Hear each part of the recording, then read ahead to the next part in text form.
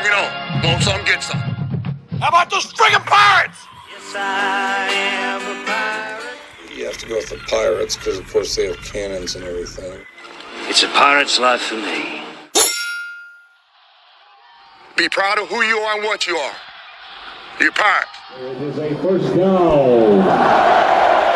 Pirates. Because when you're at East Carolina, you go for it every time. Or you don't coach at East Carolina, you don't come to East Carolina, you don't play at East Carolina with a weak heart. Write it. I think I've ever been in a building as loud as that was. It was deafening in there. We will get to Omaha. I can promise you that. Painted purple all night long in Eastern North Carolina. You're watching The Sports Objective, the podcast for Pirates.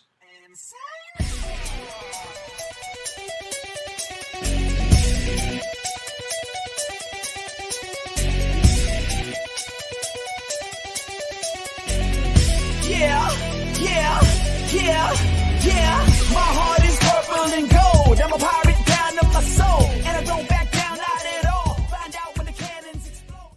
That's how to use that. All right. Welcome in to a very special edition, Extra Innings. Hey, Greenville Regional Preview. It's Regional Eve. And, of course, the guy that's going to be driving even a few more hours from his not only vacation, now he's back home. And tomorrow making the trip to Greenville early tomorrow morning, all the way from China Grove, North Carolina. Bubba Rosenbaum, what's up, man? Like you said, Dave, just got off the road and got home,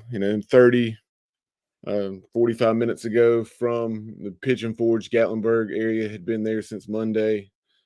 As you know, we finished up our teacher work days last Friday. Like most, took the optional day off on Tuesday, following the holiday on Monday. But fired up to get to Greenville tomorrow and making the trip down with my parents. And right now, actually just watching a little of the softball World Series. Cool. Florida taking on Oklahoma State. But, fired up to get to Greenville. This time of year is, for someone who loves college baseball like I do, it's the eve of a regional period, but especially hosting a regional, like a little kid on Christmas. No doubt. I'll tell you one thing. I was talking to my mom. My mom is very excited. I've never seen my parents this excited. Every year they get more and more excited about college baseball and, of course, ECU. And we didn't have a good experience. I know you said you did. The fans were respectful in your area, but not in ours. And we had more college kids behind us. But the lady beside my mom was just driving my mom crazy, and she brought that up. She's like, I'm so glad we're in Greenville this year with our fans. She was talking about how great our fans are, and she's right. And she said, that way I don't have to put up with that. I know that every fan base has obnoxious people, so I'm not just putting – and there were some nice people that we met in Charlottesville, so it wasn't like a completely bad experience. It only takes one in the crowd, right? Yeah, and hey – got a couple wins over the Oklahoma Sooners. Right. And, outside of those wins over Oklahoma, probably one of my top, if not my top memory of the weekend was a lady was sitting near us. I think this was the second time we played UVA, but it was one of those games against Virginia, and our fans were very loud. Nothing was being said that, was out of line, but just very loud. Right. It was an older woman, and if I had to guess, probably 65, 70 years old, and she had her hands over her ears, and so that became a meme with me and a lot of my pirate friends. I know I sent it to you guys, that it said, "Why are you guys screaming so loud? This is just a baseball game." Yeah, well, and there were some people who are saying you're going to lose. Why don't you give it up? And there were some that were saying it's pathetic, and I was like, we can cheer down to the very last strike if we want to. Even if that's how great our fan base is, and we're not giving up. And I'm going to tell you something, Bubba. I don't know if I've ever told you this, but that shot that Justin, listen to me, Jacob Starling did. I think it was in the 7th inning. And it was very, very close to a grand slam. We were all right there. And that crowd right near us, the Virginia fans, they got very quiet when that ball. They were loud. And then that ball was in the air, and it was in the air, and it was there, and it was at the warning track. And yes, it didn't go out, but it was that close. And as soon as they called that ball, it was like a sigh of relief to them because it was really close to being a tie ball game, 7-7. Yeah, remember that well. When it came off Star's bat, knew it had a chance, but fell, 5 or 10 feet shy there on Yeah. the warning track in left center. But kind of a good segue. You're talking about the atmosphere and what an atmosphere it will be tomorrow and this weekend at Clark LeClaire, as it always is when we host the regional. I guess 36 to 48 hours ago, we found out that the regional was sold out, as we knew it would be.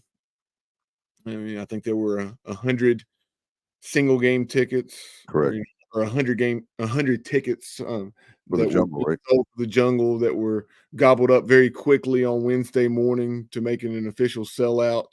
That graphic appearing on social media midday on Wednesday, but it got me thinking, about some of the regionals of years past on the Pirates hosting history, and we'll go there in just a moment. But today, the NCAA strikes again. I guess the megaphones. There was one regional. I'm trying to remember if it was 2018, and if any of our viewers recall, there was a year where there were no megaphones. Apparently we have that same site coordinator or site director again, and Oh no. or if not, then the one we do have said no megaphones. Jared Plummer at ECU Jungle on X. Give them a follow if you've not already. 11 and a half or 12,000 followers, and does an excellent job of documenting any and all things ECU baseball. But Jared said midday today that, hey, there are no megaphones, and so that won't be a problem for professionals like them. Folks that were at Charlottesville last year or other games know when that's happened. It's a simple fix with some poster board, and this is not a megaphone written on the side of that poster board. But I love yeah, those guys in left field. hopefully a lot of folks. Hopefully there'll be tens, if not hundreds, of poster boards rolled up tomorrow afternoon when the Pirates take on Evansville at 1:00. I thought it would be cool to have some kind of cheer. You know how we do purple gold cheer? I thought it'd be fun to do something like megaphones, like, or something that we could let that site director know that we're not happy. But yeah, I love the fact that they're doing that. And Josh O'Neill chimed in, Dave. He said, "Look, guys, we're asking anyone that stands on, he said, defense or the fence to bring a poster board to roll it up into a megaphone. Just be responsible and put it in the trash, or save it for the rest of the regional when you leave." Also of note, if you're bringing a chair to the jungle, remember that that those will be cleared. Kind of conflicting information out there. One place said at the end of each game, and one said at the end of the day. I believe the day is correct, but just be aware of that. No, I would hate for anybody to have their chair just disposed of by the event staff because it was left in the jungle, because that is different from years past. Never heard that. Justin Butts, Bubba says, "What's up?" And hey, our buddy Craig, looking forward to seeing you all tomorrow. Craig is the best. He another great guy. How about that? EC Pirate Nation. We have about 30 sheets of poster board already for our group. That would be, I'll tell you what would be cool is if we could have a lot of the jungle with megaphones that normally don't have it and make it even louder. What would they do? I mean, would they come out there and like confiscate poster board? I don't know. And a little more clarification. Appreciate that, Josh. And that's not surprising. And just said that this was confirmed earlier that yes, that they will be placed outside of the gates. If you leave your chair in the jungle, that they won't trash them, but they will remove them from the stadium.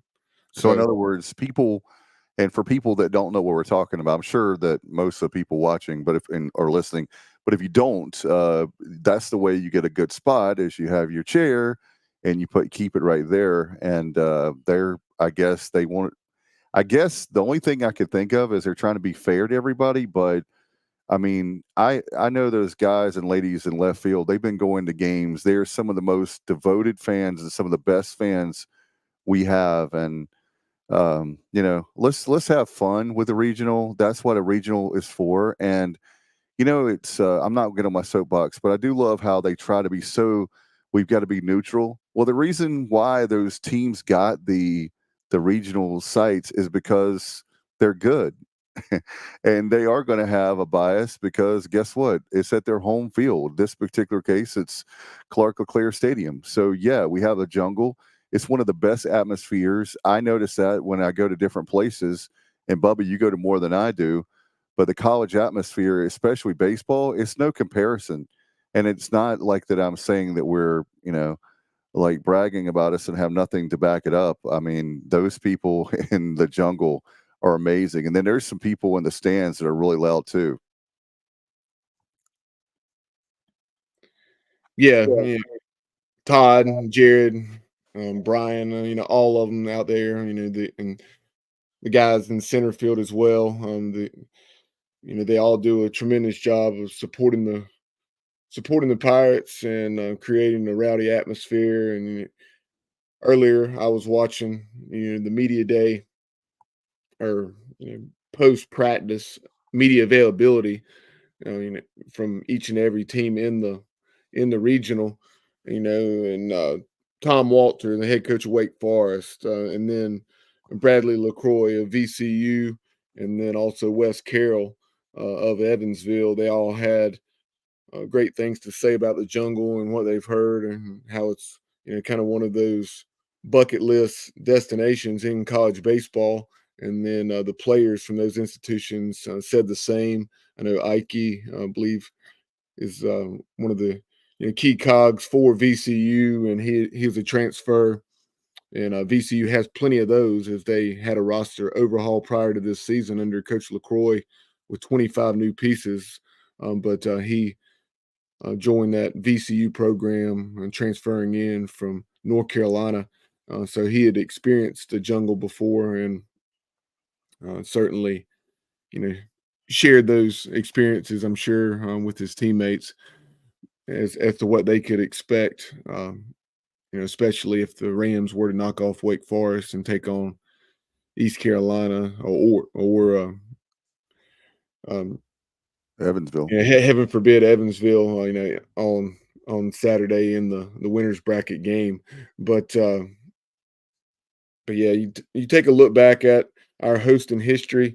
This is the 6th time now that we've hosted at Clark LeClaire, 8th time overall, because of course in 2001 we hosted in Wilson, and then 2004 we hosted a regional at Granger Stadium in Kinston. I was curious.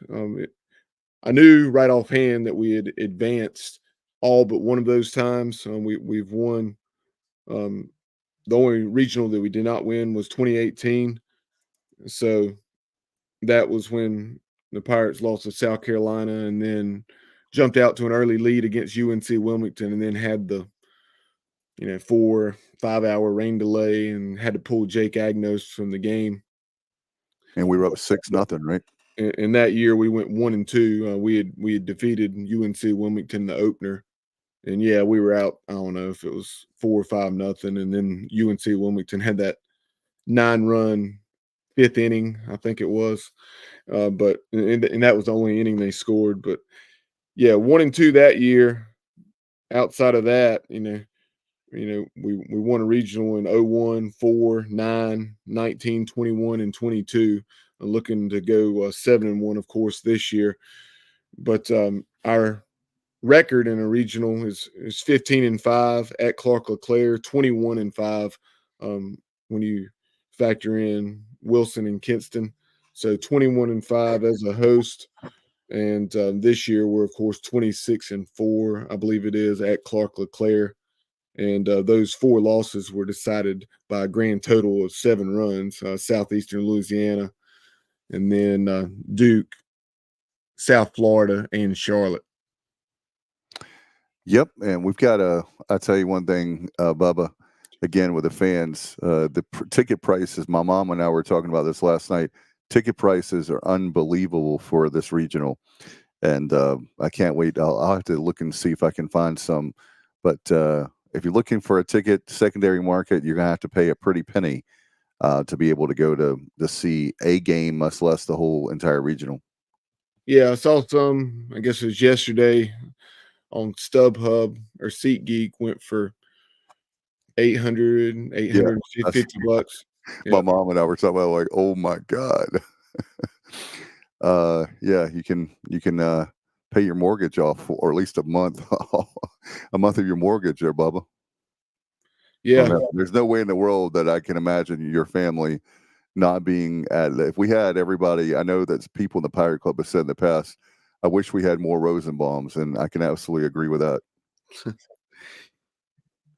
Yeah, obviously, we love just being there supporting the program. But before we dive into this year's regional, I'm not going to spend a ton of time on this, but we'd love for our viewers to chime in, with some of their top Greenville regional memories, or it could be in Wilson or Kinston for that matter.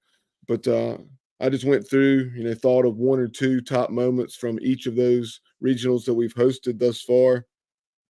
That very first one in 2001 at Fleming Stadium in Wilson, that one was so special because the previous 2 years we'd been a number 1 seed, and that was our 3rd consecutive number 1 seed in 2001. Right. But we, had to go on the road to LSU in 99 and then Louisiana Lafayette in 2000. So that year, the game that really stands out was that second game where we had a long rain delay. We were playing South Florida. That was before we were conference mates, of course. We were still in the Colonial as it was at the time. And then South Florida. So the Bulls, they jumped out to probably at least a 4 or 5 run lead. And then it was, this was a 10 or 10:30 probably first pitch in Fleming Stadium. Very, very rowdy atmosphere, and that was a lot of fun. Those South Florida players were running their mouths, and they regretted it as Chad Tracy, Cliff Godwin, and the Pirates. The bats came alive in the middle innings and came back and took that one. In 2004, and defeating UNC Wilmington in that winners bracket game at Granger Stadium, and then again in the championship. Tennessee was in that regional, didn't even have the chance to play the Vols, so that was kind of my memory from that one. And Greg Bunn and then Brody Taylor were excellent, excellent starts. You had the 2009, the first ever on campus at Clark LeClaire. Devin Harris, of course, the 3-run shot to tie it, and then the single to win it, and where Kyle Roller scored.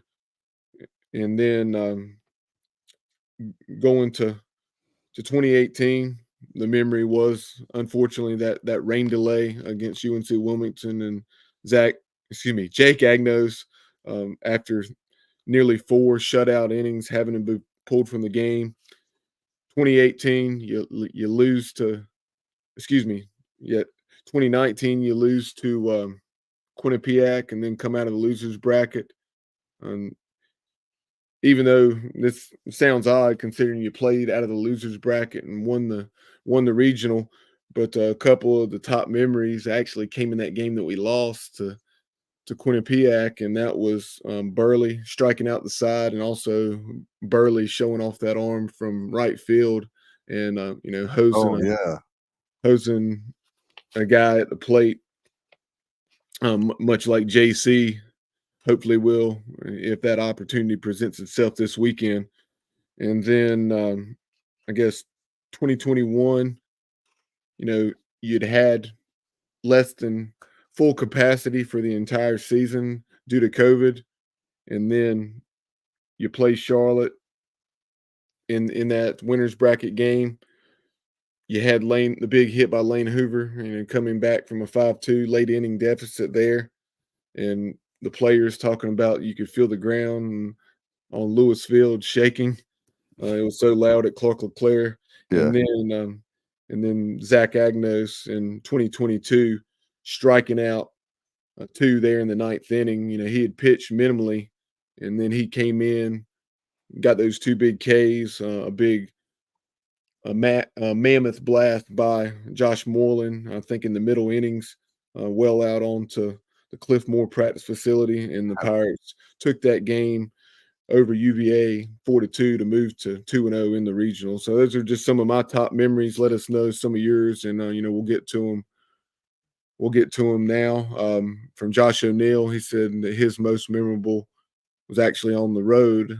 Travis Watkins' home run at Virginia in 2016, when the Pirates scored. I think it was 3 runs in the bottom of the ninth to win that one. And we had left so many runners on base throughout that game, probably at least 11 or 12, if I recall correctly. And then Travis Watkins capped that comeback in the ninth inning. And he said at home, his top memory was the 2009 South Carolina win, where we scored 3 in the ninth to tie it, and then won it in extras with Devin Harris coming up big once again. So, I like this. anyone else, let us know your top memories as well. We're talking about Corey Glore with Spencer Brickhouse. The call of Spencer Brickhouse homer in 2018. Who's your daddy? Spencer Brickhouse is your daddy. I'd forgotten all about that. Thank you very much. Corey, of course, now with Tulane, and but we appreciate his time in Greenville with the purple and gold with East Carolina. That was a classic moment for all of us, for sure. And Richard Allsbrook, Devin Harris's hit, South Carolina win. Absolutely. Those are, that's what makes our fan base so special, is we have the players, the back of the name, the back of the jerseys may change, but our commitment to excellence and our fans don't change. And look how great, Bubba, look, you were talking about hosting the regionals, in Kinston and Wilson. Every time I walk into Clark LeClaire, I'm so like tomorrow, I'm in awe, because you've been to more baseball games at Harrington Field, but I went to a number of them, especially in college, and it's no comparison. This program continues to grow, and it's because of our fans, but our coaches, the whole staff, and the media is growing. It's amazing. Like when Monday, how each year there's more and more people covering Pirate baseball. Yep, and as the exposure of the college game has grown, East Carolina has certainly done that as well, and just the coverage that this program has is tremendous. And then Richard Allsbrook chimes in, says Johnny Robertson stat to consider: out of the top 8 seeds in this year's tournament, only Georgia has won a title, and that was 34 years ago. So you have Tennessee, and they have, of course, been to Omaha multiple times, but never won it. Kentucky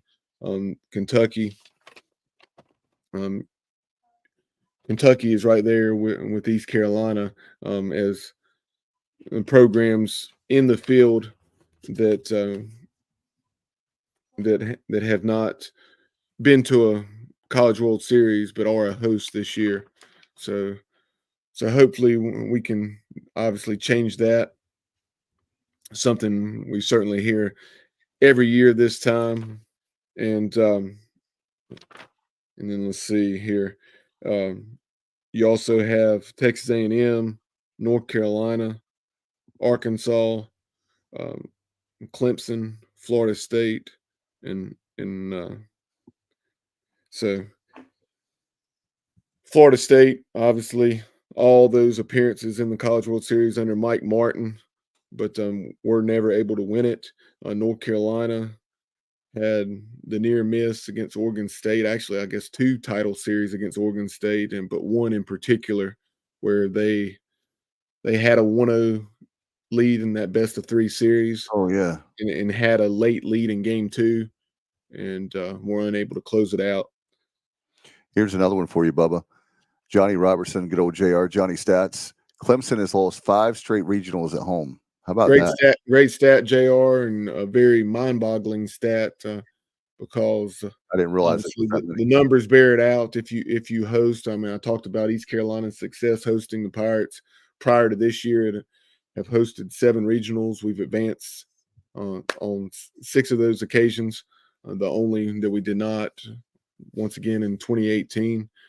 And yeah, that's crazy to think that over the last, I think it's 13 or 14 years, Clemson has hosted 5 times, but not been able to advance. And I heard that stat earlier, and I was going to bring that up. So appreciate you chiming in, Johnny, before we had a chance to. I heard that earlier on the D1 Baseball podcast on the drive home from Tennessee.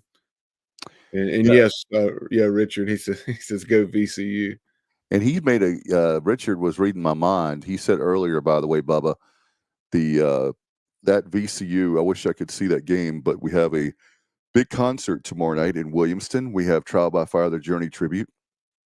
So my good friend Ernie Shepard will be here, and I'll be back after the game. I'll come back and be in Williamston. But anyway, we have a concert tomorrow night.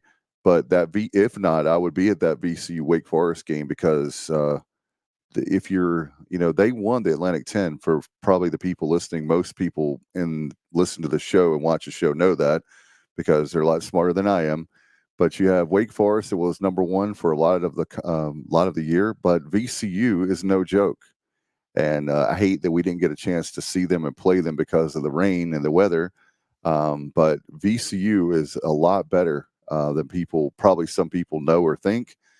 For the average fan that maybe not follow baseball as close as we do, but you better watch out. Evansville, they won their tournament. That's why they're hosting. That's why they're in the tournament. And you look at VCU, they won theirs, and Wake Forest had a really good year. They didn't win the ACC, but they had a really good year. So this is a tough tournament. This is a tough regional. So if you're a Pirate fan, this is what why we go to the games. This is what we're playing for is regionals and super regionals and one day Omaha. And it doesn't get easier with regionals. It gets harder every single game, right, Bubba? Yeah, Wake Forest, obviously preseason number 1, and they were number 1 for the majority of the first month of the season. Got off to, I think it was an 11-1 start, but then started 4-8 in ACC play. Definitely, full disclosure for those who didn't know, battled some injuries, much like the Pirates did in the last month of the season, with so many top arms out. But fortunately, as we'll discuss here in a few minutes, those guys will be back. And Zach Root getting the start tomorrow against Evansville at 1:00. So, and that's great news and no surprise. That's certainly who I had in mind. As a starter for that initial game against the Purple Aces. But look at this. Richard Allsbrook says D1 Baseball said with our pitching healthy, they consider ECU as a top 8 seed. Go Zach Root. No doubt about that, Richard. Yeah, a lot of folks were fired up about some of the comments that were made by D1 Baseball after we received a regional host. And to a degree, I understood, but at the same time, I understood where they were coming from. And as far as it was Aaron Fitt that made that comment that Richard just referenced, and he said, he said, yes, we thought that a couple might get it or maybe even should have gotten it. But at the same time, it's not like I didn't think East Carolina, had a host-worthy resume or that it was an egregious mistake. And, if these guys, these pitchers are anywhere close to their peak performance, then I wholeheartedly still believe that ECU's a top 8 seed.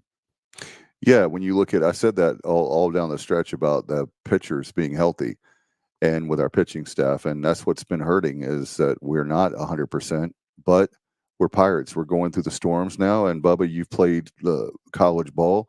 this time of year for baseball, these guys are bruised up. They are nicked up, but they're fighters, and they've got a true grit about them and unbelievable toughness, mental toughness.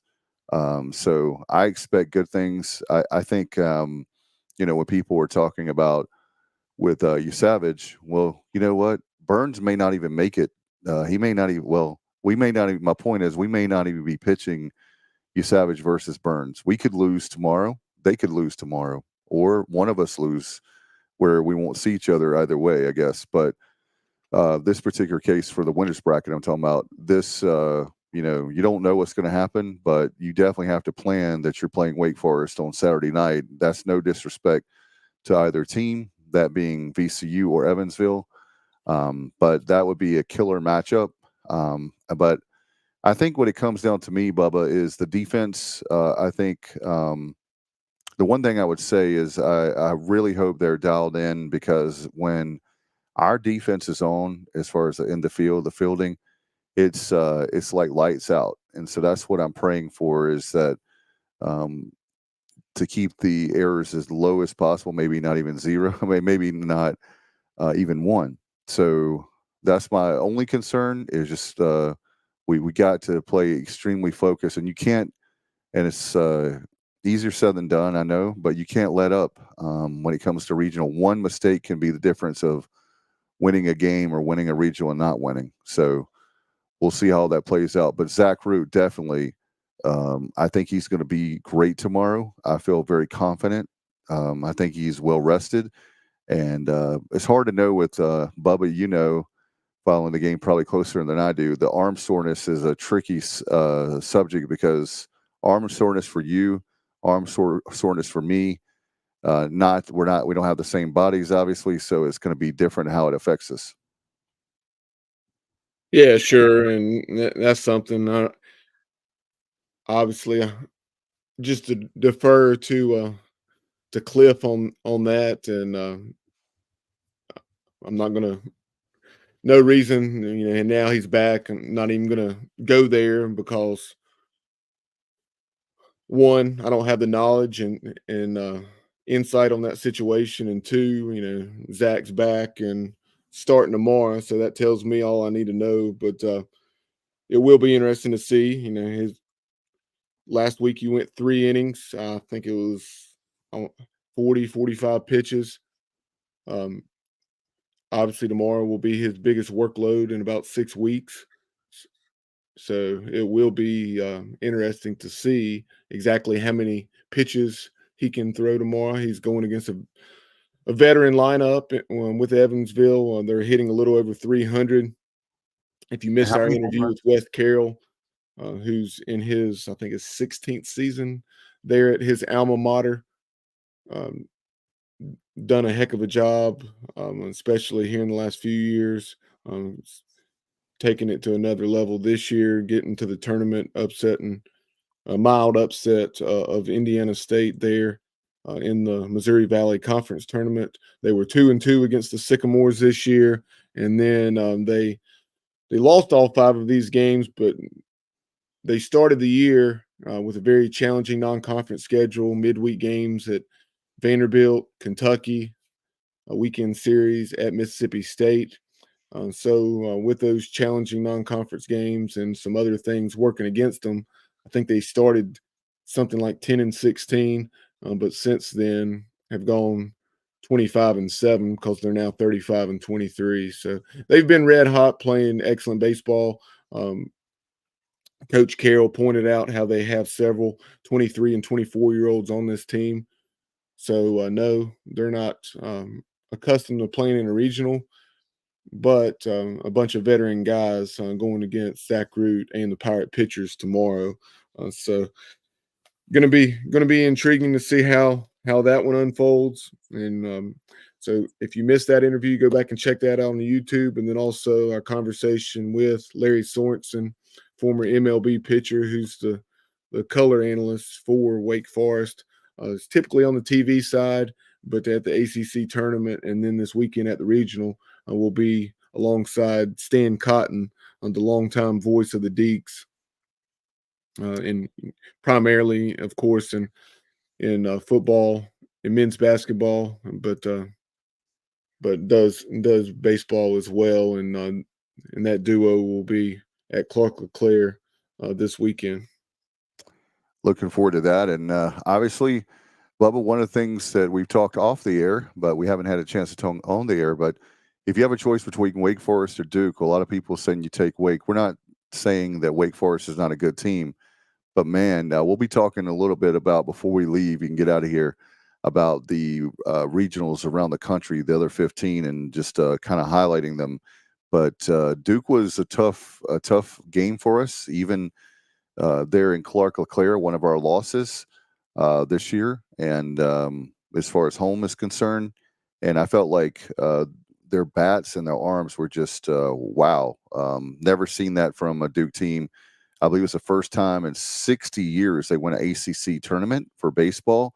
And so that Oklahoma regional, we'll talk a little bit later, but that's going to be really interesting to say the least. And when you look at Wake Forest, they had, wouldn't you say, Bubba, last year, it was more dominant pitching last year, of course, making it all the way to the College World Series, and they lose the best of 2 out of 3 to LSU.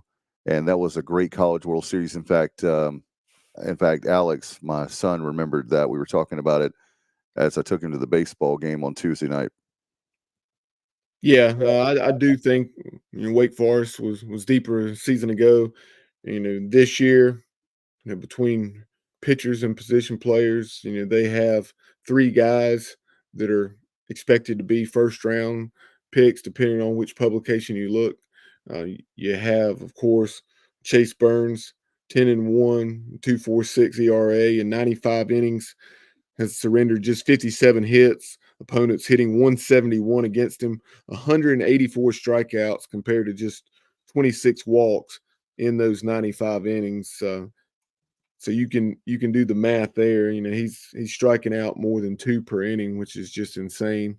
And I would imagine, without checking the NCAA website, that he is the national leader in strikeouts per 9 innings. But you have also Seaver King, the third baseman, who is a transfer in from a very good Division II program, Wingate.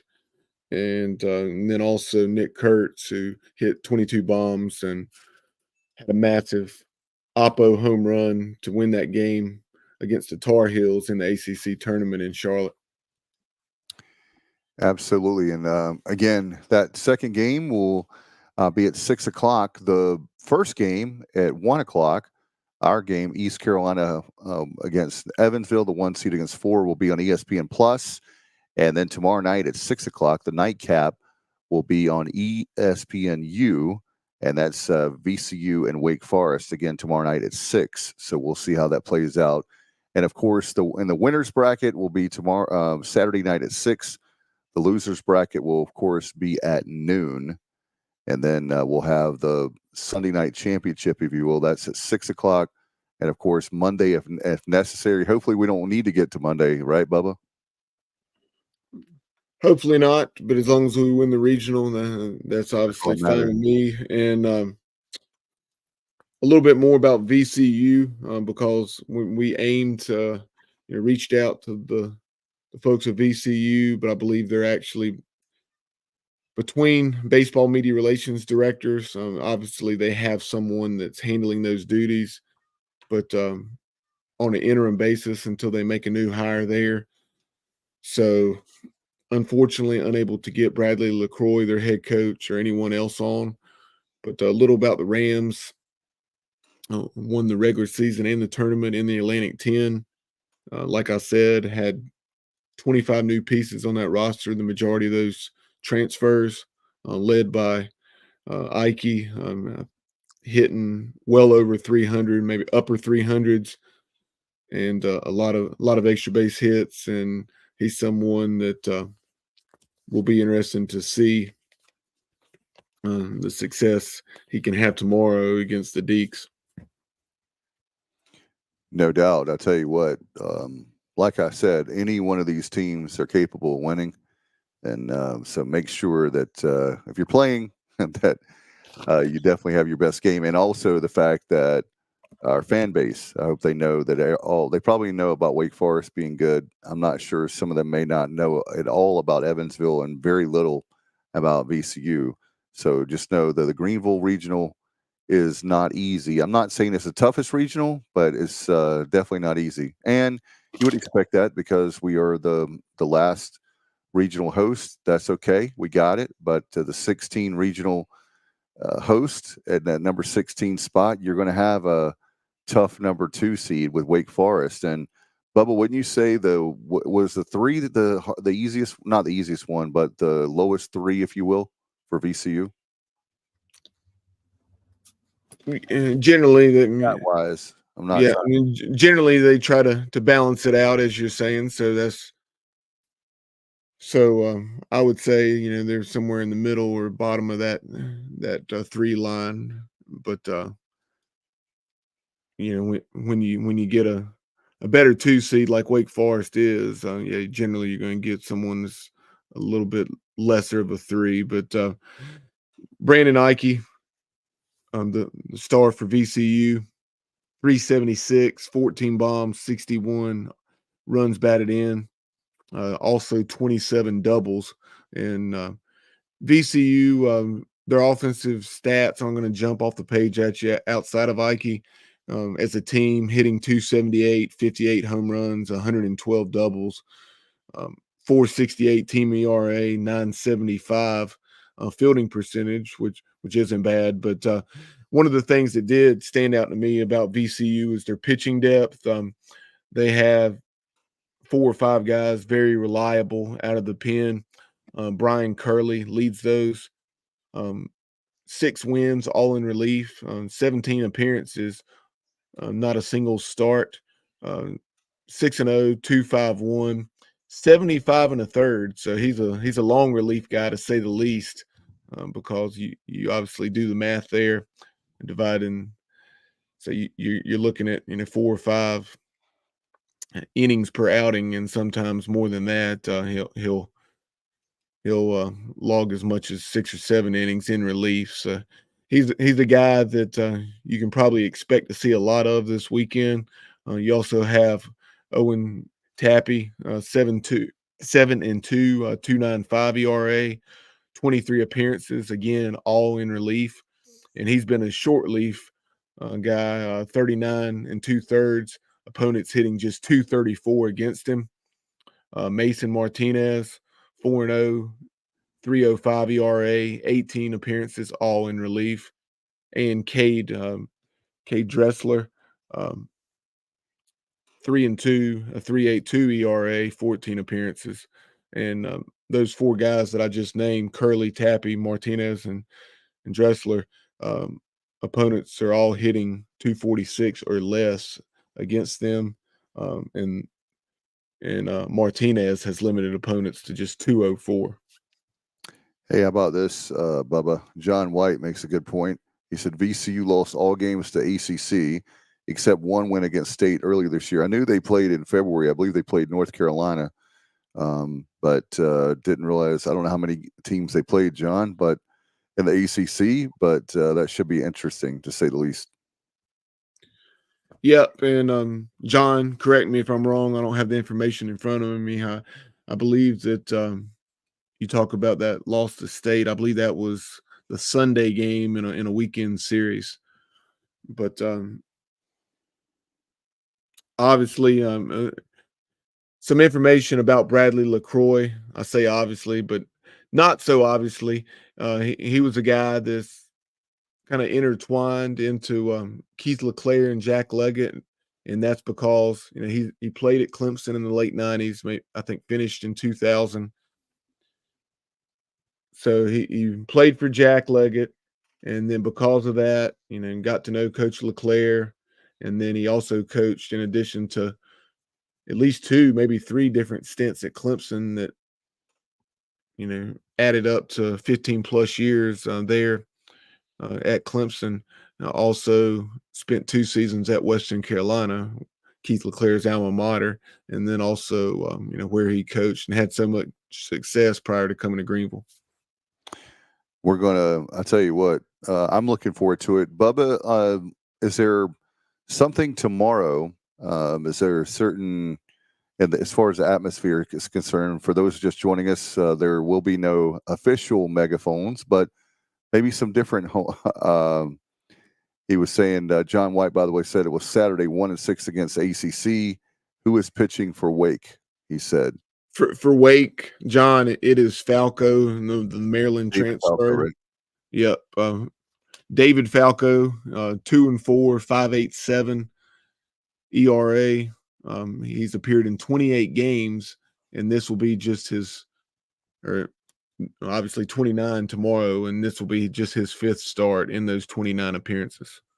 38 in the 3rd innings. Opponents hitting 275 against him, 48 strikeouts, 16 walks, 5 hit batters, 42 hits, and 38 in the 3rd. All right, Bubba, that was going to say, is there like a moment? Is there something that you're looking for tomorrow as far as the crowd? We know the atmosphere is going to be tremendous. Will we see record crowds this weekend over 6,000? That's one question I can ask you. That's, of course, a resounding yes, and now it's just a matter of what number do the folks at ECU, what are they able to put out there, without getting themselves in trouble. Right. That's a good point. From a fire law standpoint, the record was broken earlier this year against North Carolina when we beat the Tar Heels in that Sunday game, 6,000 and change. Don't recall that exact number, but I would imagine that number will probably be broken. But either way, it will obviously be a very rowdy, hostile atmosphere. And sorry, go ahead. No, I was just going to add to that. I think Cliff Godwin said tomorrow is a national holiday, right? The Friday of a regional. Yeah. If you're having issues getting out of work, then just Cliff will provide that doctor's note for you. Dr. Godwin. All right, Dr. Cliff Godwin will write the note for you. But you ask as far as things specifically that I'm looking forward to. Obviously, it's hard to narrow it down to just one. But one of the things that I always love is right there in the 5 to 10 minutes or so leading up to first pitch and the initial ECU game of the regional, which is, of course, been the first game of the regional in recent years as opposed to the night game. I'm just looking forward to seeing how rowdy the crowd is, and those initial purple gold cheers and the roar as the Pirates sprint from third base onto the field for the first time there prior to the start of the game. That noise level really reaches kind of a crescendo, and it's just awesome that that initial roar of the crowd prior to first pitch. And as far as outside of the atmosphere, I'm just looking forward to seeing how Zach pitches. Certainly high expectations for him, and then also whether we'll have to use Wyatt Lunsford Shinkman in tomorrow's game, and if so, how Wyatt's able to fare. I'll tell you I don't think it'll be that many, but I would love if he could have that pitch count low to that being Root to pitch like into the 6th or 7th inning. I don't think they're gonna let him pitch that long, but and then you have somebody like Danny Beal to close it out. Only use a couple pitchers would be great, but that's one of the things I'm hoping for. But I also know that they probably have Root on a pitch count is I would think maybe 40, 50 pitches, Bubba, off the top of my head. I'm not so sure it'd be that low. I really don't think so. Okay. I don't think I think you're gonna see a game necessarily where he has an outing like he did against the Tar Heels in Fayetteville earlier this year, where he went 8+, or I think so. Or maybe it was 7 and a fraction, but do I think he's going to go 7 or 8? Probably not, based on this being his longest outing in 6 weeks. but at the same time, no, I think he'll, as long as he's effective, that goes without saying. I think he'll get up there in the 70 to 80 pitch range. But yeah, appreciate that, Josh, and we'll definitely come out to the jungle a lot. Aim to get to town, around 10:30, 11 o'clock tomorrow, and we'll stop by and see you guys. I know you'll have a feast as always. Are you on the grill tomorrow, Josh? And I was going to tell you guys that I hate that I probably won't be able to make the jungle tomorrow, only not because of you guys, but I have to take care of some work in the morning. I thought was going to be done today. I actually have to go into work for, like I was telling Bubba, for like 3 hours. But my bosses are the best, and they know how much I love the Pirates and how much I love baseball and the regional. So they're very cool about that. Hey, by the way, Bubba, JR says, in the past 3 seasons, thank you, Johnny Stats. Once again, Joey Barini leads the Pirates in both batting average at a .450 batting average and on base percentage of .500 in the NCAA regional games. And that's why we love Johnny so much, man. Johnny Stats is the best, because if you had told me that, and I love Barini, but I would have never guessed that Barini would have the highest batting average. But that's really cool to know. Yeah, good numbers there. As always, you would expect nothing less from JR. And Justin Butts had told him at school, y'all can find me coverage. I'm leaving at 11. I don't care what they say. Mic drop there by JB. No doubt about it. And I'll tell you what, here's a guy that's he's coming in for relief, I guess maybe for me off the bench, and that will be Kyle from LaGrange Barber. What's up, man? What's going on, guys? I got caught up on a phone call with a coworker and really didn't think you guys would still be doing the podcast. And I got up here at 8 or 10:30. You were still doing it. And I said, well, they must be wrapping it up. So I'm not even going to get on. So I see you guys are still doing it. Anyway, I don't know what's left to talk about at this Well, point. we're talking about now something you're looking for tomorrow in the atmosphere of the fans. What are you looking for? Like for me, I know that one of the things we talked about, Kyle, I think you're aware of, you can't have megaphones tomorrow. So we're hoping that a lot of people in the jungle will bring their own megaphones made out of circuit board. I hope that the administration fought for us to have megaphones and didn't just cower down and say, okay. And the reason I say that is because if it was Mississippi State, a lot of people think it came down between us and Mississippi State for the final host spot. And if it was Mississippi State, they'd be allowed to have their cowbells. So that's my argument, and that's the argument I would have taken if I was the athletic director or the chancellor. I would have made that argument that, well, if it was in Starkville and in the past, has Mississippi State been allowed to have their cowbells? We've never been told, to my knowledge, at home that we couldn't have megaphones before. So I hope they make one time. One time, okay. I'm guessing. I think this was 2018, and correct me if I'm wrong on that. Josh Thomas, you may know. I think you're still tuned in. Was it that 2018? South Carolina, UNC, Wilmington, and I think it was maybe George Mason. But teams don't matter. But I think it was that 2018 regional that happened. Yeah, and I hope we put up a fight. That's all I hope. And I don't know that we did or we didn't. I know Cliff would have. But my question is, did the administration, did Gilbert go to bat for the fans, and for the team, because it creates an advantage? And yeah, people can say all they want. Well, it's a regional, it's supposed to be neutral. Well, bullshit. It's our home field. You want to host for a reason, and the whole point of hosting is to have home field advantage. But here's what I'll say to Pirate Nation and into the megaphone gang. Hey, all the guys have megaphones. You guys, your reputation and being loud and having fun and making a lot of noise is not predicated to you having megaphones in your freaking hands. So be loud, kick ass, be more loud, be as obnoxious as you can. Be so loud that they wish you had a megaphone to shut you up. Yeah, Good point, Kyle.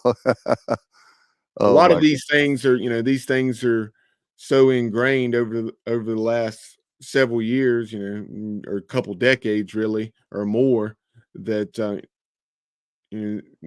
despite not having the megaphones, and there will be the poster boards and makeshift megaphones, if you will, but And by the way, let me say the something. Let me show will say go something. on. The NCAA, they can be cute if they want to, but it's not a noise maker anyway. It's a noise amplifier, right? Right. Well, here's another argument I would make, Bubba. Megaphones are allowed at college events. They're allowed at football games. Cheerleaders use them. So what's the difference? That's not against the NCAA rules. It's not a noisemaker. They're used on the sidelines by cheerleaders at college football games. Yes, they are. So that's another argument I would make. But here's what I wanted to say, and it needs to. And I want everybody at ECU and whoever's working security to listen up loud and clear for whatever security is employed for this game. If you are told to remove anybody from making makeshift megaphones, remember where you are. You remember who's paying your check, because I'm pretty sure it'll be ECU, not the NCAA, for security. So I hope no idiots try to take homemade megaphones away from people. And if they do, here's my advice. Why don't everybody, how about this? Why don't everybody in the stands? I guess it's unrealistic. You can't just go out and buy megaphones that, they're not just readily available.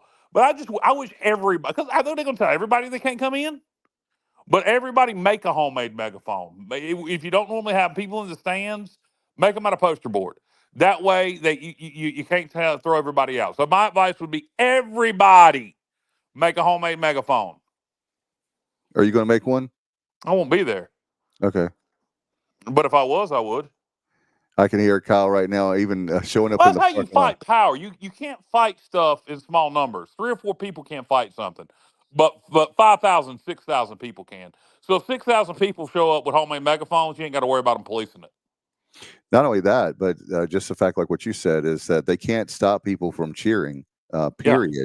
So even if they said you can't have anything looking like a megaphone, that just makes our fans even more loud and more, if you want to call them, obnoxious. And with a Texas coach a couple years ago saying spilling beer on people, which I've never seen in the jungle. People are very cool in the jungle. Oh, those are the big. Texas is supposed to be. Maybe it's just Austin's become such a wussy area.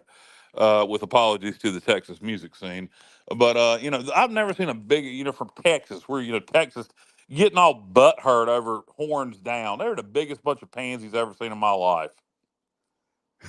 Yeah, I look forward to reading social media responses with their entry into the SEC. Hey, Kyle. EC Fire Nation says we're already on this, Kyle. We are built for this. They're ready for their megaphones. They probably have 100 or more out there. I bet. Hand them out, baby. Hand them out to everybody. Yeah. Hand them out all the way through the jungle. Just keep bring them in the stands. We want them everywhere. Yeah, I want them everywhere. I want give one to Coach Godwin. He's on the third base. He's coaching third base with one. It's just driving me. No, it seems like everybody's against us this time around. Maybe that's good though.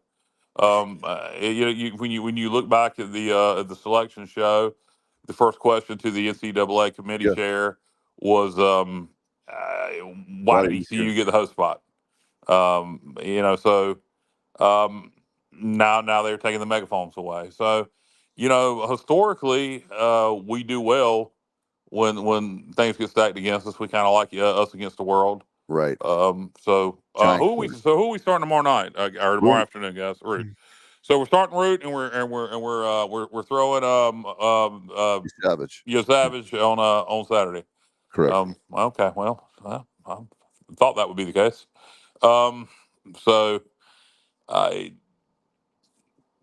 So what do we know? I'm sorry, guys, stepping in late here. I know this has all been talked about. What do we know about Evansville's ace? What are we facing from their pitcher tomorrow? I thought Bubba was still there. I know their bats are over 300. I know that off the top of my head. 1 through 9 is very good with their hitting. Yeah, Kyle. I guess it was Tuesday. Had the chance to catch up with their head coach, Wes Carroll. If you're tuned in right now, I know I referenced it here probably a half an hour ago, but if you've tuned in since then, check out that interview. Very quick but informative listen, just a 9-minute conversation, but very complimentary of the jungle and in our program, and a lot of good information about the Purple Aces. Mark Schallenberger, he was ranked by D1 Baseball as one of the top MLB prospects in the Missouri Valley Conference. Could have very easily been the player of the year in that conference this year. Hit right at 380, and I think 14 or 15 bombs, about 60 plus RBI, and a lot of doubles as well. How's their? What about for their Friday night guy? They're going with a freshman lefty, 6'2", Kenton Deverman, 8-1, 4.03 ERA. Opponents are hitting 270 against him. He's gone 98 in the third innings, 77 Ks, so he's not a high strikeout guy. And and he was interviewed today following practice, and to his credit, he said, yeah, of course, and there are a little more nerves than usual, and so we really obviously down in Clearwater did not swing the bats and play offense in the majority of those games the way we would like. I mean, even in a game or two where we won, it just had a big inning or two. So hopefully we'll come out and really the crowd and the Pirate bats, we can jump on Kenton Deverman early because he has had a very productive freshman year, but clearly has never pitched in an environment like he'll be pitching in tomorrow at 1:00. Yeah, we always have a lot of left-handed bats, so a lot of lefty-lefty matchups there. That would be my. I think he's been their ace anyway, and like you're saying, it makes perfect sense why they would pitch him, not only because he's their ace, but because of the lefty on lefty factor. Yeah, we got to get the bats going if they can hit. Hopefully, Root has a good performance, and you damn sure don't want to lose the opening game and find yourself playing out the losers bracket from day one. So hopefully, we can handle our business. And what was going to be the ironic? I was thinking about this today. I was like, what if we take care of our business tomorrow, and then we take care of business against Wake Forest beats VCU. We take care of business against Wake Saturday. Then we're on to the championship game. And we never play VCU in this tournament. Are we destined not to play VCU? That's what I'm predicting. I'm predicting we do not play VCU this weekend. That's interesting. I hadn't thought about that. That's a good point, Kyle. Very good. Kind of another kind of random fact that I was thinking about over the last few days, and I've mentioned this to a few people. Certainly not predicting anything here, but just think about this. It was the 2001 season, and I understand that Keith LeClaire was our head coach in 2002, but for the most part, and that 2001 season was his last in the dugout in a uniform. So following that super regional loss in Game 2 to Tennessee, he made some pretty well-known quotes both there to the team and then also at the press conference after that game at Granger Stadium. But this is 23 years since then, and now, so 23 years later, the Pirates have a chance to go to Omaha for the first time, and odds are they'll have to go through Tennessee as well, which was the opponent in that super regional. So just pretty interesting there. Well, that'd be ironic. Had the last out, but that'll be great. Hey guys, I know we're running a little bit long, but how about this? How about this? Would you guys like to do some predictions real quick? I know that we don't want to spend a ton of time on the regionals, but how about we give like winners in each regional? Would you like to do that? Sure. I mean, it's going to be best guess, but sure.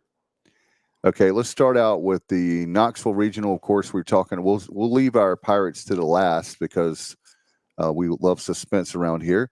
So Knoxville, you have, of course, Tennessee, Southern Miss, Indiana, and Northern Kentucky. Who you got, Kyle? I would like to say Southern Miss, and I do think they're very dangerous too. They're red hot right now. Ran through the Sun Belt tournament. We're hot at the end of the year going into the Sun Belt tournament. Sun Belt's a hell of a Right. league. I'd like to say Southern Miss, but unfortunately, I'm going to have to say Tennessee. Obviously, if we were to win our regional and Southern Miss were to win that regional, we'd be hosting it in Greenville. But the Supers, I mean. But I'm going to have to go with Tennessee. And Bubba, how about you? Yeah, I certainly hope Southern Miss or Indiana for that matter, but Southern Miss, kind of for some of the reasons Kyle mentioned, but then also just Like them. yeah, down through the years. I mean, kind of a more of a friendly rivalry as opposed to the in-state rivalries, and can relate to the struggle that they face, because we experience a lot of those same things. But as much as I want them to win that regional, I got to go with the Vols.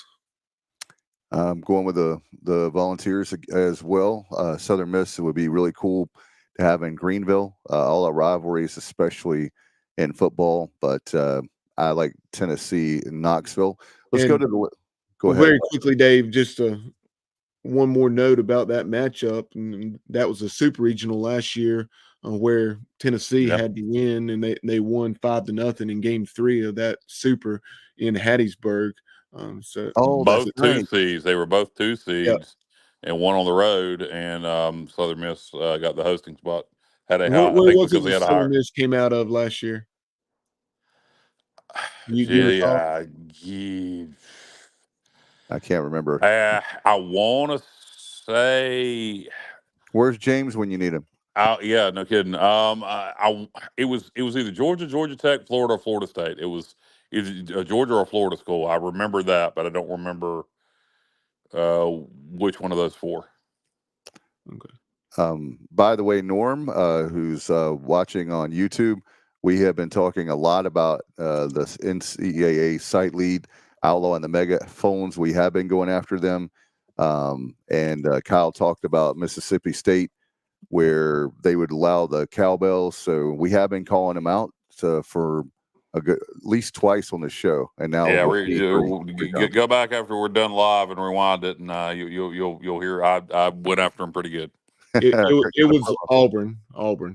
Like I said, Auburn. That's right, because we talked about Auburn last year about how in the world did they get for a site for one of the regionals. But yeah, that's right. I remember that. Penn was also a story in that Auburn regional, and then Southern Miss came out of there. All right. How about the Lexington regional? You have Kentucky, obviously, Indiana State, the Sycamores, Illinois, the Fighting Illini, and Western Michigan. And who you got, Kyle? I'm gonna go Indiana State. I'm gonna say they're gonna feel snubbed by not getting to host. They lost to Evansville, oddly enough, in the conference championship game, which kept them from hosting. And I'll say Indiana State pulls the upset and goes to the Super. All right, Bubba.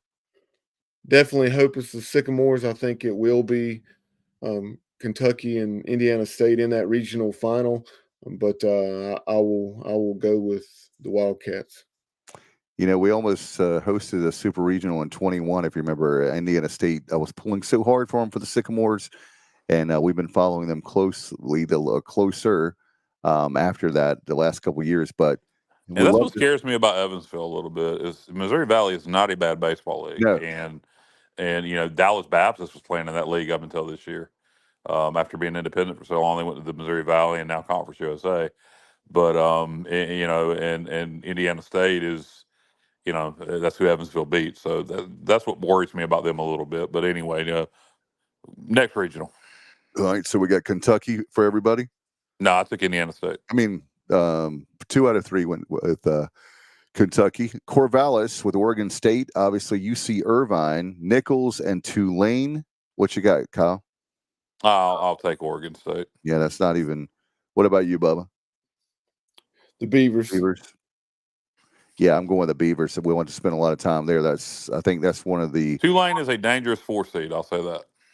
Yeah, let's go to Raleigh now. Your favorite team, Bubba. We'll start with you with NC State. I'm joking, of course. South Carolina, the Gamecocks, JMU, and Bryant, a team that we know from a couple years ago. NC State. You going State? That's a tough regional. Because I think JMU is a lot better. South Carolina and JMU are both good. So JMU, again, coming from the Sun Belt. Yep. Very tough 3 seed. But sometimes having a tough 3 seed can play in your favor because they'll upset the 2, and then you got to beat the 3, and they ain't throwing their age because they threw in Friday night. So sometimes having a tough 3 can actually play in your favor. But I'm probably going to go with NC State also. It would not surprise me, though, to see South Carolina or JMU win that regional. You're reading my mind. I'm going with State, but I agree with you. The fact that it's at Doak Field, I'll lean towards NC State, but not extremely confident. Only because not that State is a bad team, but South Carolina and JMU, like you said, are good. Let's go down the road to Athens, Georgia, the University of Georgia. And I tell you one thing, we'll be talking about this. Watch out for the number 2 seed UNCW, Georgia Tech, and Army, another good team. Kyle, who do you have? Who you got? Georgia. I think Georgia Tech will be highly motivated to play Georgia. I would imagine they'll beat Wilmington Friday night. I'm a little surprised Wilmington's a 2 seed, but I'm going UGA in Athens. Bubba? Would not mind seeing the Seahawks advance from that Athens regional. Oh, I would, because let me tell you something. If they go to the College World Series before we do, I'm going to shoot somebody. Oh my God, Kyle after dark. Yeah, certainly don't want that to happen, but yeah. So watch what you're thinking there, Bubba. Yeah, no, yeah, I guess, and hey, that would set up assuming NC State advances, NC State, UNC, Wilmington, or NC State, UGA, super regional. So, but I'll stick with the Dogs. What a story Charlie Condon has been this year as a redshirt freshman, hitting 443, 35 bombs, and something like 75 RBI. Yep, and I'm going with Georgia. They've had a pretty good offense, so I'll go with Georgia. But Army and UNCW, good programs. Hey guys, we were talking earlier in the show, Kyle. How about this? Clemson is 0-5 in their last 5 regionals that they've hosted. They have not won a regional in the last 5 attempts. Clemson is number 1, Vanderbilt 2, Coastal Carolina 3, and look out, High Point is a 4 seed. Tough regional with who was the 2? Vanderbilt. Thank you. Vandy, always obviously strong program, always great pitching. You got Coastal, great tradition. They were struggling towards the end of the year. This is Gary Gilmore's last is it. So they're going to be highly motivated for Coach Gilmore. I'm gonna go with Clemson, but again, it would not surprise me at all to see Vandy come out of there. And Coastal, it wouldn't surprise me to see them get hot either. Even though they weren't playing well down the stretch. That's a tough regional, but I'm going to take Clemson. All right, Bubba. Yeah, Vandy has definitely gone to Clemson a lot. I think this is about the 3rd or 4th time in the last 7 or 8 years, which is crazy to think because Vandy hosts on such a consistent basis. Right. But when they have had to leave Nashville, it's typically been going to Clemson, and there's such a strong tie there between Tim Corbin and that Clemson program, longtime assistant for Jack Leggett, and that's where Bakich crossed paths with Tim Corbin and then became a staff member there at Vanderbilt. and Cliff Godwin became the director of ops, leaving UNC Wilmington for Vanderbilt. So, a lot of connections there. But I think this is the year. Vandy struggled on the road. And yes, they've been playing better of late, but has largely struggled away from Nashville. So give me Clemson to break that skid at home and win a regional there at Doug Kingsmore Stadium. Yeah, I'm going Clemson. I agree with you, Bubba. I think they're going to pull it out. Let's go to Stillwater. Oklahoma State, obviously the Cowboys, number 1. Nebraska, who won the Big Ten, number 2. Florida, an interesting team to get in at a 3 seed. And Niagara, yes, I said Niagara, not Viagra, Kyle. They come in at number 4. What do you got, Kyle? I don't know. That's an interesting regional. I'll take. You got Oklahoma State as the 1, Florida as the 3, Viagra as the 4. Who was the 2? The 2 would be Nebraska, who won the Big Ten. Yeah, Nebraska. I think they have a great Friday night guy, right, Bubba? They've got like an ace pitcher, but after that, I'm not too sure about. I'll take Oklahoma State. I don't know. I don't know.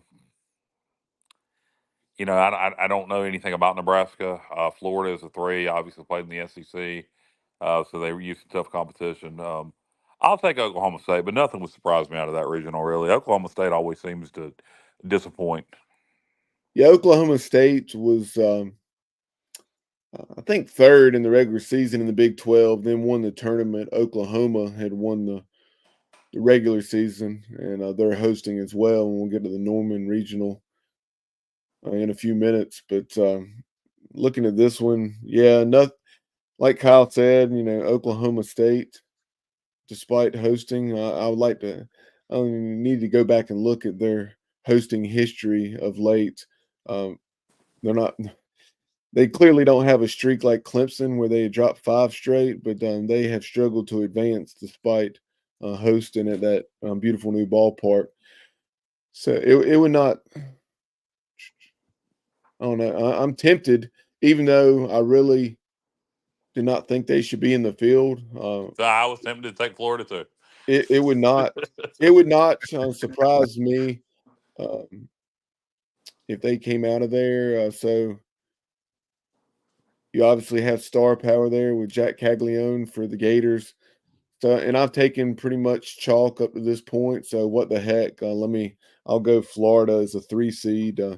Maybe they'll, kind of pull a page. And Ole Miss's record was definitely better than 28-27. And many people thought they may make a run when they came out of Coral Gables and won it a couple years ago. But give me the Gators as a 3 seed to come out of that Stillwater Regional. And Matt Semenza, our good friend and colleague and co-host of the show, his wife Chrissy graduated from the University of Florida, so I know who she's pulling for and who she probably thinks or hopes wins the regional in Stillwater, and that would be the Florida Gators. I still think the Gators. Go Gator. Go Gator. The Cowboys. I would like to congratulate Coach O'Sullivan and the University of Florida Gators on their victory. All right. Go Gator. Cowboys. Go Gator. I don't think Dave knows what the hell we're talking about. I do. Let's move. Santa Barbara. UC Santa Barbara, of course, the 1 seed, San Diego, Oregon, the Ducks, and Fresno State. Kyle, what do you like there in Santa Barbara? I know nothing about any of these schools. This year, obviously, I know Fresno State won the national championship several years ago. I know Oregon's got a great program. UC Santa Barbara's good this year. Give me Oregon. I don't know. Bubba? I'm going to go with UCSB. All right, sounds good to me. Yeah, I'm just going to take them. I'm like Kyle. I haven't really looked at that regional enough, but I'll take Santa Barbara being the home team. All right, let's go to Bryan College Station, Texas A&M. This is one of my favorites to watch out for. The Louisiana Raging Cajuns. We've got Sun Belt champion. Yeah, the Sun Belt champions, Texas Longhorns, and Texas A&M in the same regional. Are you kidding me? And Grambling. Who do you have, Kyle? So you got Texas as 3 there. Yes, sir. Against number 1 Texas A&M. No, yeah. How about that? In the same regional. It's a tough one. You got A&M hosting. Louisiana won the Sun Belt regular season. Texas is Texas. I don't know anything about Grambling, to be honest. Man, part of me wants to take Louisiana. I think Texas and Texas A&M may be thinking about each other too much. Screw it. Give me the Cajun. All right. You're going to Louisiana? All right, Bubba. Cajun, yep. Certainly hope it's the Raging Cajuns, but give me Texas A&M. And many folks think that they're definitely one of, if not the most talented team, and have a chance, excellent chance to win it all. I know they've had the best odds. Have not looked to see if that's still the case. I think it may be, and they're extremely difficult to beat there at Bluebell Park. Give me the Aggies. I might have made a bad pick there. All right, I'm going Aggies. Let's move on now to Chapel. I'm changing it to the Aggies. You going all okay? Aggies. Changing it to the Aggies. But if Louisiana pulls it off, remember I said so. Okay, you can do that. The games have not started yet, Cole. We're going to Chapel Hill now, University of North Carolina, and of course the surprising number 2 there in Chapel Hill, LSU, the national champions. We'll see if they defend their championship. Wofford at 3 and LIU at 4. I'm gonna go LSU just because screw the Tar Heels. I can't pick the Tar Heels. And LSU is the defending national champions, and so give me the Tigers. Bubba. Would certainly love to see the Wofford Terriers come out of that regional, but or LSU for that matter, But I'm going to go with North Carolina. I just think that they're at home. Very, very good lineup from top to bottom. I think their bullpen is definitely better, or has been thus far, compared to LSU. LSU did get red hot late, and it would not shock me to see the Tigers win that regional. But the Tar Heels, have, I think, lost one, maybe a couple games at Boshamer Stadium all year, and a very veteran lineup led by Vance Honeycutt.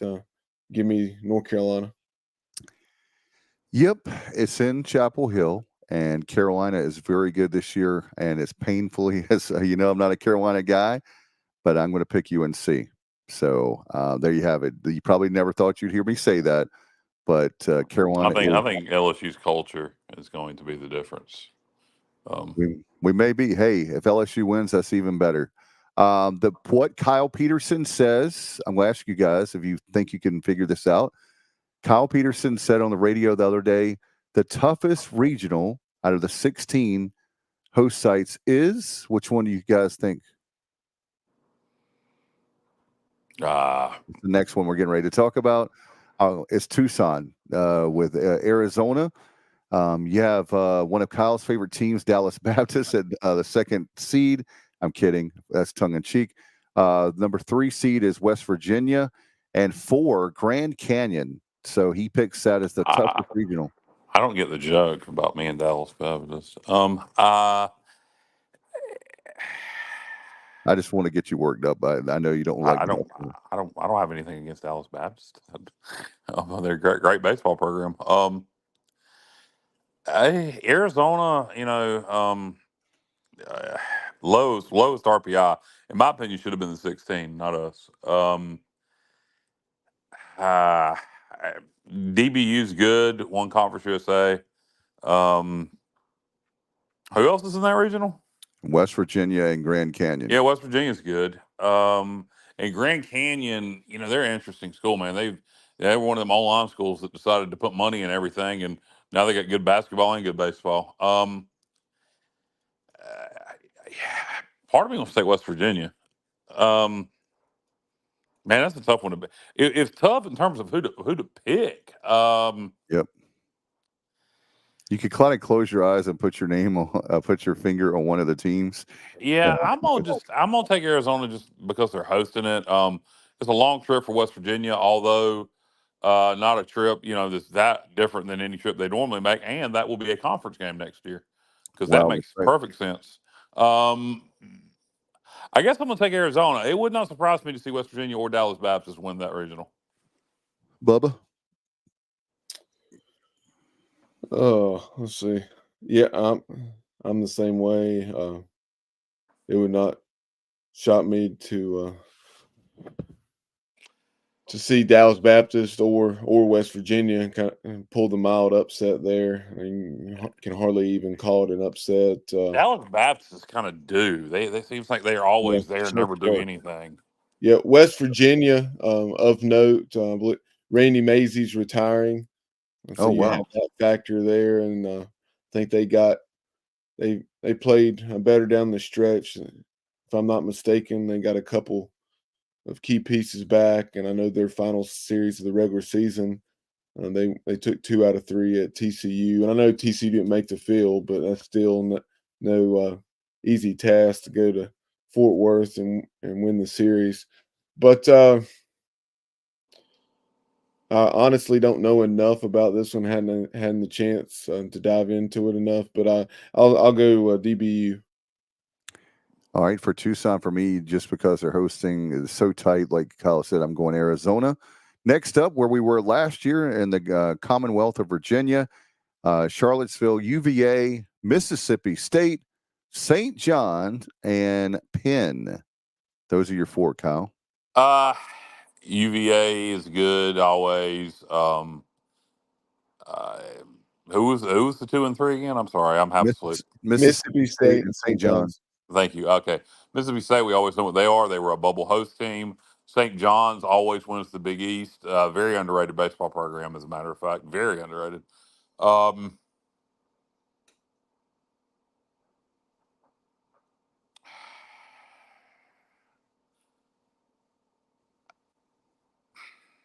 Play the Jeopardy Man. game. Yeah, give me. Tough one.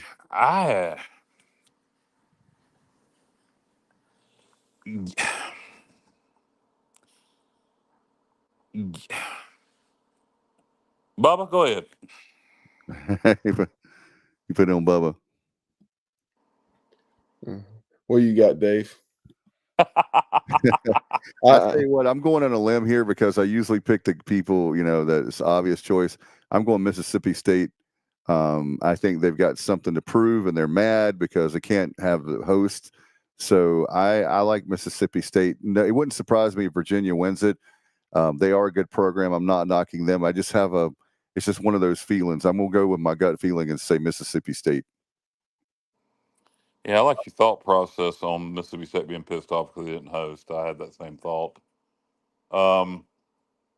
That's the only reason. Otherwise, I would be leaning heavily towards Virginia. I don't think it's the great. I mean, y'all went up there last year. It ain't like their home field advantage is some daunting, whatever. And I'm sure Stark will, plenty of people will come up from Mississippi. I don't know, man. I'm gonna take UVA, I guess, but boy, I wouldn't be surprised if Mississippi State wins that thing. Yep. How about you, Bubba? Mississippi State. The more I think about it, I don't know, just kind of a gut feel, and then I know as good as UVA's been. I mean, they're 41-15 and 18-12, and you're going to drop some series, but then they lost a series at home to Georgia Tech. Oh, that's right. I forgot about it. And in that series, got and got beat 13-2 and 17-12. We talked about that on extra innings. Seems like they've had some pitching depth issues, and they also, I know, lost a home series to NC State, and both of those are tournament teams. But so I think Mississippi State will their depth is probably a little bit better, and they'll end up outlasting Virginia in the championship. All right, so we're all going. I do think it'll probably. Are you talking about our regional or their regional? I do think it'll go 7 games. All right. What did I say? We? No, it's just the pitching depth and the conference loss. This is losing series late in the season. It just kind of reminded me of us in Wake Forest. Yeah. All right, let's go now, not to Fayetteville, from Charlottesville, not Fayetteville, North Carolina, like you would think. I'm talking about Fayetteville, Arkansas. Arkansas, the number 1 seed, hosting, of course, and La Tech. We have Kansas State as the 3 seed and Southeast Missouri as the 4 seed. I'll go ahead and start Razorbacks all the way. Yeah, I got to go Arkansas. La Tech is the 2. Believe they won the Conference USA tournament. So CUSA with 2 teams in and 2 seeds. That, by the way, CUSA has put together a surprisingly good football and baseball league from the garbage that it looked like they were left with. So hats off to them. For sure. Yeah. Thanks, John. But I'm going Arkansas. All right, so we're Arkansas, and what you got, Bubba? So it's Arkansas, La Tech, and you said what, Southeast Missouri, and who? Kansas State is the 3. K-State. Yeah, give me Arkansas. I think the Razorbacks, well, as much as I'd like to see La Tech win that regional, and Arkansas has had its struggles at times offensively, I do think that they're just too good on the mound, and they'll find a way to score enough runs to win it. All right, let's stay in the South. Let's go to Tallahassee, Florida. Florida State, the 1 seed. We have Link Jarrett's club, and then, of course, Alabama, the 2 seed. UCF at 3. Hard to believe they're in the Big 12. I always want to see the American. And then finally, Stetson, a good baseball program at the 4 seed. So what do you guys have? Give me Florida State, but watch out for UCF in Tallahassee. They're going to be highly motivated. Play on a Big 12 schedule. They've played a tough schedule all year. Yep. So I'm going to take Florida State, but watch out for UCF in that series or in that regional. Bubba? Yeah, and give me Link Jarrett and the Knowles, but this is one that I could kind of see, like a couple of these others, going 3 different ways almost. Like Bama's had some impressive wins this year, and they had a series win in Tuscaloosa against Tennessee. They were the only series that Tennessee dropped this year, so it would not shock me to see Bama give the Noles a run for their money. All right, and the next regional is one that I think there'll be an upset in Norman. Oklahoma is the number 1 seed. You have Duke, the number 2 seed. UConn, who won the Big East, at 3, and Oral Roberts at 4. Who do you have, Kyle? Well, I love Oral, but I'm going to go with the Sooners at home. Duke has good pitch, and Duke will certainly be a worthy contender and could win that regional. But I'll take the Sooners. Bubba? Give me Duke. They're playing after dropping that late season. I think final series of the regular season to Georgia Tech, went and won the ACC tournament despite not having 2 of their better arms. Now they're getting those guys back for the regional. Give me Pollard and the Blue Devils. Yeah, I was going to say that's the one, the upset, the weakest one for me. And no offense to Oklahoma, but man, Chris Pollard, the first ACC tournament guys in not 10, 20, try 60 years, 60 years. They get it. They're red hot right now. And Duke has been doing that, so it's not like it's something new, as you guys know. I think, what was it, Bubba, a few years ago, the Athens regional, they knocked Georgia out, or they won that regional. Right now, Chris Pollard has got this team built for the postseason. The arms and the bats are very good. So give me Duke. Duke's made it to. This would be that they've advanced to 3 super regionals in the last 5 years. I think last year they were at UVA, and another year they were at Vandy, and I'm trying to remember the third. Maybe I don't know. Maybe Texas Tech or somebody. Yep. All right. So we have 2 for Duke and 1 for Oklahoma, and finally, our final stop, of course, is going to be Greenville. We're not going to do Greenville first, because you guys are probably tuned out. That's a broadcasting trick, but we're going to save the best for last. The Greenville Regional.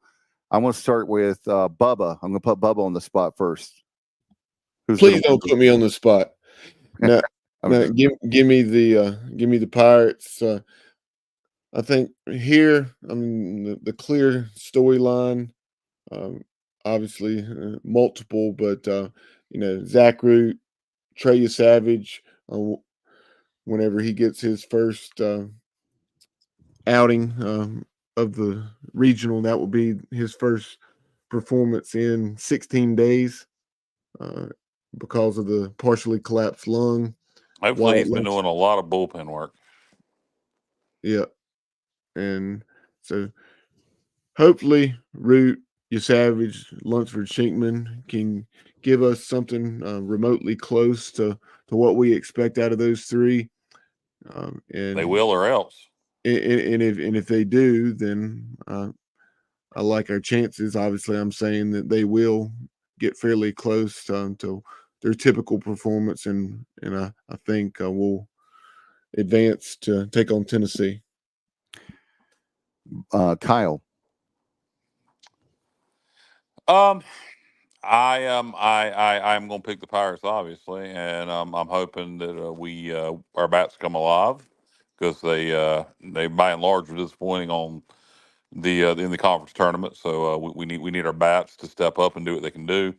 We need those 3 pitchers to pitch to, and I know there's going to be some fatigue, or not fatigue, but just rust. That's what I'm trying to say. Root did pitch some this past week. I'm taking us, man, but the Wake Forest scares me a little. But I'm gonna take the Pirates, and I'm gonna say it's gonna go 7 games, and kind of like the Coastal situation did last year.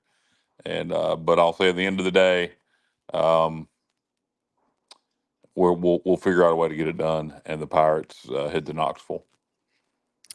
All right, so book your rooms in Knoxville. No, I'm just kidding. I agree with you guys. I think Trey Savage is going to be just fine for Saturday night. I think Root will do well, and then Norby, Bubba, I was going to ask you that question, so I figured that was I figure that's what maybe Cliff Godwin will do. But for Sunday night to have Norby, we'll see. But yeah, the Wake Forest is very good. Evansville, if we don't play very well, if we play have a lot of errors, our bats don't go, they can hit. Look, if they can beat Indiana State, they can beat us. Right. So nobody's going to take them for granted. VCU is very good. They won Atlantic 10, but Pirates at home, I think, we didn't play well in the tournament. We always seem not to play well in the tournament, and we play well in the regionals and then make it to the supers. So I'm going with the Pirates. I think it's going to be a really good regional. It's going to be rocking. Give me the Pirates, and they go on to Tennessee. So Knoxville bound, but we got to take it literally, like the coaches say, coach speak, 1 game at a time. So I don't know about you guys. It's going to be hard for me to sleep tonight. This is one of my favorite times of the year. Kids are pumped up. They feel they're upset because I won't let them out of school. I know they want to go to the regional. Incredible. It is incredible. Thank you, Bubba. You're always Johnny on the spot. Bubba. I was saying it's incredible. I was joking, saying as far as not letting them out of school. That is incredible. I mean, why? Have they missed any days? Have they missed a lot of days? Not too bad, but I'm just a stickler. I don't know. And it's the end of the year. Pick them I up. know. Game's at 1:00. Pick them up at 11:30. They'll get credit for a full day. And is 11:30 is full day there? 11. Okay, pick them up at 11 and take them to the damn game, man. Come on.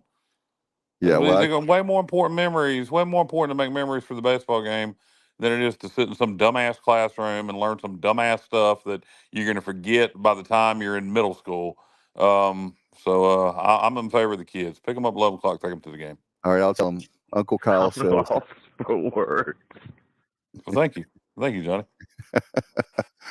All right. Do you guys have any final thoughts? I just want to give a shout out to our listeners and viewers. Man, another huge night for us here on the show, but I guess they're like us as we're getting ready the regional eve. And Kyle, do you have anything obviously you want to say before we get out of here? Long show, but I think it's been fun. Yeah, sorry I missed the beginning of the show. Like I said, I was caught up on a phone call with a coworker. I wish I could be there. Unfortunately, I'm not going to be able to, but I will be watching it on ESPN. Are all of our games on Plus, or any of them on network? All of ours are going to be on Plus, is my understanding. Okay, well then I'll be watching a lot of ESPN Plus this weekend, starting Friday, tomorrow at 1:00. Good luck to the Pirates, everybody that's going to be there. Have fun. Have a megaphone, right? Yeah, Norm, make your paper megaphones and enjoy it. I was there in 22 when we beat Coastal. It's a great atmosphere. Hopefully we win another regional championship and or on to Knoxville. Who knows? You never know. Maybe this will be the year. Yeah. But that's pretty much all I got. I'm rambling at this point.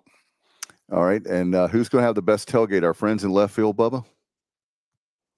I would certainly not there, bet man. against them. Yeah, a little bit of everything going on there. A little. Sometimes they'll have, little putt putt karaoke. You never know what you're going to get there with Jared and Brian and Josh and crew. What is putt putt karaoke? Huh? What is putt putt karaoke? No, I said a little putt putt. I paused karaoke. I mean, Oh, okay. I was thinking you could combine no. ninja golf, putt putt karaoke. Nobody knows what the hell ninja golf is. I just made a reference nobody gets. But anyway, hey, you know what I would suggest since we're playing the purple, forget putt putt, forget karaoke, poker, baby, poker. This is pre-game poker since the Pirates playing the Purple Aces tomorrow. Sounds good. By the way, EC Pirate Nation, if we win tomorrow, being Friday, we'll be on ESPN on Saturday night at 6. So thank you very much. Is that Josh Thomas? I take it. It is, and as far as the ESPN broadcast team this weekend is Carolina Panthers play-by-play voice Anish Shroff. So you have Anish as well as former Major League pitcher Lance Cormier on the call. No Greg Olson? I know. Yeah. By the way, Kyle and Bubba, for Josh Thomas, they're cooking a whole hog barbecue on Saturday.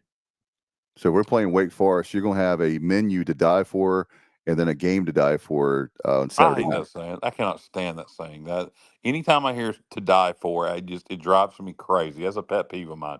So because if you take it literal, so you would die to eat that barbecue. It's good, isn't it? You would die to eat that barbecue. You would die to eat that. That's like, to die for. No, it's not. Nothing's to die How for. do you have no. sour grapes? No, sour grapes about what? Oh, you're using other bad sayings. Sour grapes. Yeah. That one doesn't bother me. To die for drives me crazy because it's so stupid. It's a stupid saying. Now, somebody thinks it's funny. I think it's a stupid ass saying. Kyle's on a roll tonight. I love it. Bubba, you need to. Bubba, what do you mean? Do you agree with that? Is that a saying that you've always thought just was completely idiotic? Yeah, it's definitely can be overused and obviously When you take it literally, it's so stupid. And obviously an extreme exaggeration. Yes. All right. So what do you guys have before we get out of here? Nothing. Ready to get some sleep and hit the road to Greenville early tomorrow morning. Oh, and by the way, Josh Thomas says his barbecue is to die for. No, nobody, nothing to die for. It's stupid. I'm not. Look, there's nothing. No. You could have like 10, 21-year-old girls lined up in a row. That's not to die for. Nothing's to die for. It's dumb. It's a dumb saying. All right, I'm done. All right. Well, we want to thank our great sponsor, of course, PGX Gloves. And Johnny, that's your cue, right? Right, Bubba? In fact, my great son, Alexander, was rocking his PGX gloves, and they're actually, you can customize them. He has Alexander on there. And John White says that Kyle's commentary is to die for. Yeah, well, I appreciate it, John, but no, it's not. Oh, look, I love it. I love you guys. Y'all are the best. Appreciate the compliment, but no, it's not to die for. It's not. Oh, that's a good one. But pgxgloves.com, we want to thank our good friend Mark Menakazi, for sponsoring the show the last 5 or so years. He's been great stepping up for us. And remember, if you need gloves to commit crimes, to hide your fingerprints, pgxgloves.com is the place to get your gloves. Absolutely. So, Josh Thomas said, I've been to war twice. I risked my life for worse. Well, I mean, that's a whole different to die for. You were sacrificing your life for your country.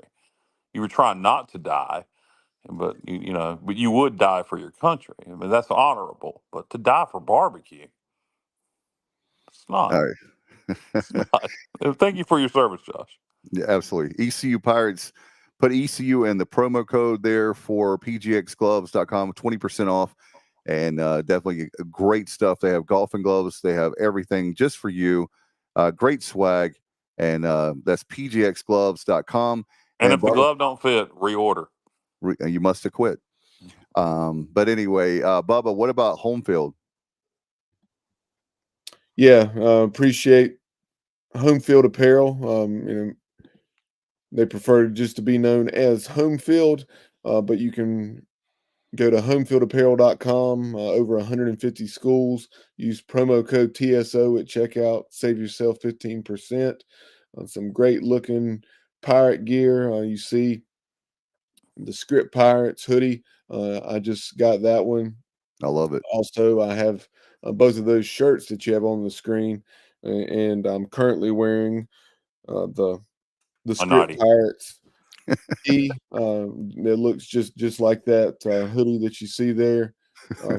Very, very comfortable t-shirts. I would say, though, that they're, I believe, 100% cotton. They will shrink, and they do run small. So when you order, be sure to wow, what are you talking about? Size up. Get a size up. Okay, I thought you said time's up. But yes, make sure you order a size larger than what you typically would. And in addition to excellent East Carolina options, as I said, they have over 150 schools. And so here recently, I actually also love a good hoodie, and got a Wyoming a Wyoming hoodie. Wow, Wyoming. Just it was a retro logo, and clearly we've never played Wyoming, and just kind of a program that I've always is crazy. Most people would probably say they have ugly colors, but I've always liked the gold and brown combination in their logos, and so that's why. Also halfway considered a Fresno State hoodie. Yeah, I love Wyoming, the state. It's one of my favorite states. I've always wanted to go there. But by the way, Likewise. Yeah, and I just wanted to point this out to any ECU fans. And you put in promo code, what the hell, TSO, all caps at checkout, save yourself 15%. But here's the thing, like Bubba, everybody knows Bubba is one of the biggest East Carolina fans. Wears East Carolina apparel all the time. So if Bubba wanted to get away with something, like let's say you're a Pirate fan and you're always wearing ECU apparel, and you're going to do something, maybe you're stepping out, on your lady. If you wear NC State or North Carolina apparel, wear a hoodie, cover you, and they'll never know it's you. So it's kind of like a burner phone. If you don't need any ECU apparel, order you some UNC or NC State apparel, and it'll help you get away with things because nobody will think it's you. I've never if somebody saw me in either of those, with your hood up, most especially. Lost my mind. You lost a major bet, is what I would say. The only way I'm going to see Bubba in UNC or NC State. It couldn't have been Bubba. He was wearing a UNC. Oh hoodie. yeah, It couldn't have been Bubba. He never wears. If you ever see me in a North Carolina or NC State hoodie or anything, any type of gear for either one of those, please grab me by the arm and have me have me some medical attention. Well, yeah, no doubt about that. I don't think that I'm not gonna hold my breath on seeing that. And let me use the Cliff Godwin line here. No offense. No offense, but I was just thinking as a way to get away with stuff. It'd be a good cover. All right, and red for NC State. Blood spatter. You're wearing red. Nobody will know the difference. Right. That's homefieldapparel.com, and again, promo code TSO for 15% off. All right, good luck to the Pirates as they take the field. Zach Root will get the ball shortly after 1 o'clock tomorrow. Bring your megaphones, bring your chairs for the jungle. Be extra loud because Kyle Barber says it's okay. If you want to be like 110 decibels tomorrow, it's perfectly fine, right, Kyle? I want it to register on, like, if we got one of them things that register earthquakes. Oh my God, I'm so tired right now. Yeah, me too. One of them things. Oh, I want it to register as an earthquake. That's how loud Clark LeClaire needs to be. Well, let's see if I can find that real quick. Seismic scale, seismic. That sounds great. The Richter. The Richter. I barely even knew her. The Richter scale. Okay. Let's see that. All right, here's some funny things real quick. Thank you, John, as well. And Josh Thomas says, if you see me in UNC or State hoodie, call the cops because I've been abducted. You've been abducted. All right. Or should we call the cops because you're trying to get away with something? That's right. He would never, ever do that, officer, because he's in ECU all the time. I mean, if you know Josh Thomas, I mean, he's always in ECU like Bubba Rosenbaum. You would never see – that was not Bubba in Raleigh last night because he's wearing red. He's not going to wear red. Are you kidding me? Exactly. Purple and gold, baby. Exactly. All right. All right, Kyle, thank you so much. We've had a great time. Man, we have the most loyal viewers and listeners. You guys are the best. And we want to do something Regional Eve, a special edition, if you will, of Extra Innings. And let's get things done. Don't forget, we'll have our wrap-up show probably Sunday night. Silver alert, Josh Thomas. Good one there.